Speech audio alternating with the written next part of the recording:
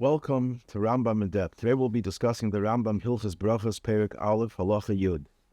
The Rambam paskins and rules as follows: Kol brachas kulon, all brachas, alpha pi sheberach b'yatzi yedei chavase, even though you already made the bracha and fulfilled your obligation, mutar levarach la'acherim, you can make the bracha for others shelo yatzi yedei chavase, who had not yet fulfilled their obligation, in order to have them fulfill their obligation. In other words, you could make the bracha for them, even though you're not requiring the bracha for yourself, because you already made the bracha. Because all of us are areivim zeh bazeh, we're all responsible, so we have a chiyuv for the other person. But there's an exception for this. Chutz mi Birchos Hano'ah she'ein ba mitzvah. Bracha on deriving benefit, Birchos Ha-Nehenin, where there's no mitzvah involved, you cannot make the bracha for others unless you are also using the bracha for your own Hano'ah.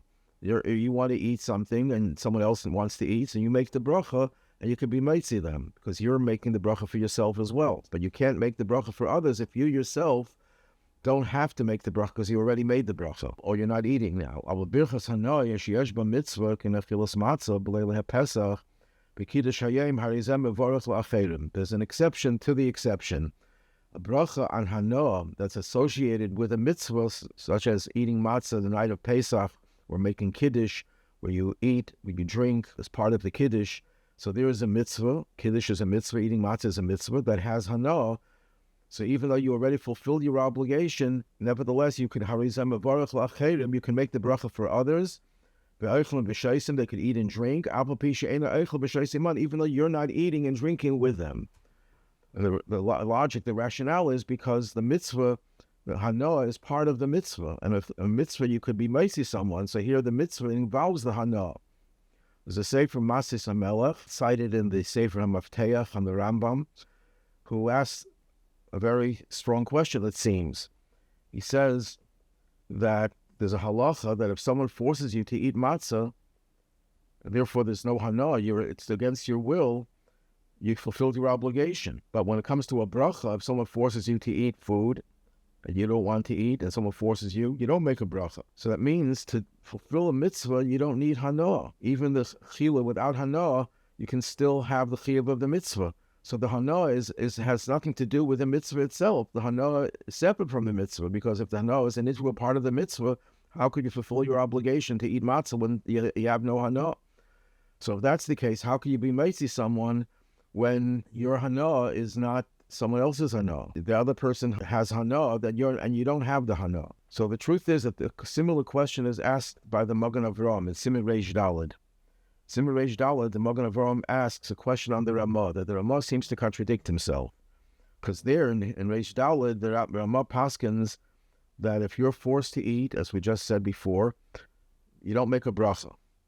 Whereas in Hilchos Pesach, the Rama paskins that if someone forces you to eat matzah, you fulfilled your obligation, because you had Hano'ah. Even though you were forced into it, but you still had Hano'ah. You ate, you swallowed the matzah.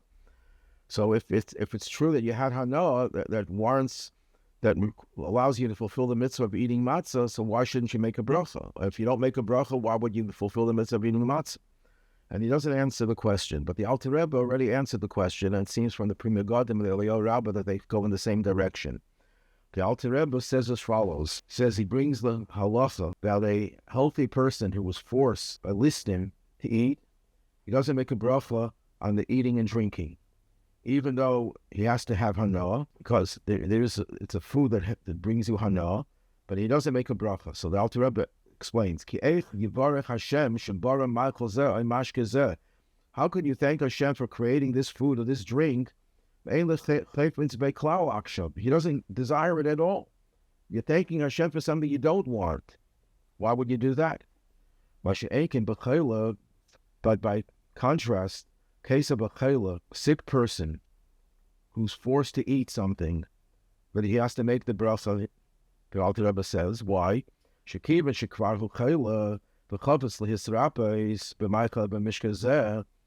he's already sick, that's the matzah now, he's sick, and he wants to be healed by eating this food or this drink.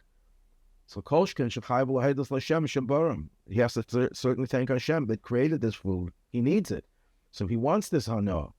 The option mishum hanos refuah levarach ela levarach Hilchos Ha-Nehenin. Even though for her refuah itself, you don't make a bracha. A person recovers, does something for refuah, you don't make a bracha for the refuah itself, for that Hano'ah. But over here, there's a different Hano'ah. But here, it's the bracha for the food and drink, which he wants in order to be healed. Because right now, he is a chayla. I will buy this listim after parbal of listim equally nivra ma'chazel like but when it comes to listim who force you to eat, even though now the reality is that they're forcing you, but if this food would never have been created, you would have been better off. They wouldn't force you to eat it because there's nothing to eat. When it comes to a chayla, you want the food right now. So clearly you wouldn't have wanted it, but now in this matzah you do want it. But in the case of the listim, in this matzah you don't want it. That's why you do not make a bracha when you're forced. So the same thing could be said over here as well with regard to the difference between matzah and that matzah when you could be made to someone even though it doesn't really require Hano'ah. No, that premise is wrong. The reason why you yaitz with matzah is because there is Hano'ah.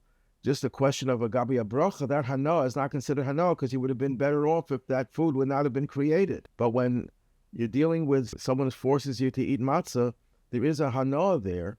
Sure, you didn't want it, but there is a Hano'ah, and that is the gather of the mitzvah. You have to have Hano'ah. And therefore, you could be made to someone because the Hano'ah is a part of the mitzvah.